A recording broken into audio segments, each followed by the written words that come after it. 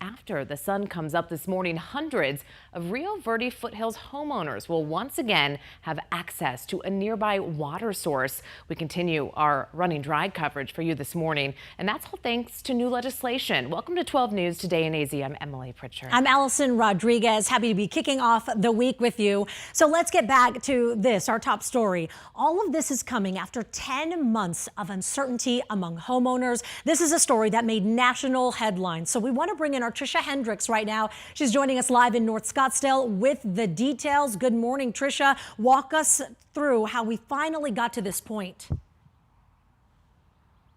Good morning, guys. Well, definitely a lot of back and forth. It has been a busy 10 months. Folks waiting and wondering, a lot of uncertainty too, how they're going to get a reliable water source. And in just an hour from now, finally, thanks to new legislation at 7 a.m., that marks the return of water to Rio Verde Foothills community members, thankfully. And like you mentioned, after being cut off to a reliable water source, we're here at the filling station off of Pima and Jomax in North Scottsdale. And this is going to be a focal point for a lot of folks.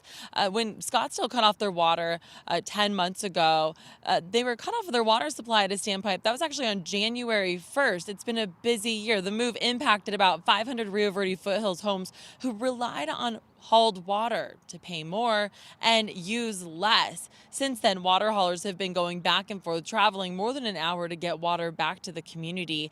We talked with one of those water haulers, as well as people who live in the community, to hear how relieved they are to have a solution, even if it is a temporary one for now. We're just thrilled that we finally have a temporary water solution and are going to have water to fill our tanks again. I'm very happy. There's no denying it. But my frustration for the fact that we've been in this situation for as long as we have, it overrides my excitement. Yes, it's been a long 10 months, but new legislation turned the standpipe back on. And from here, at least under this new agreement, their water won't be coming from Scottsdale's supply, but rather the city will receive and treat an additional amount of water. So they figured all of this out here. Scottsdale's agreement to restore water is set to expire at the end of 2025, though. So in the meantime, EPCOR applied to be the permanent water provider for Rio Verde Foothills. So again, we're here at the filling station. This is going to be a focal point here.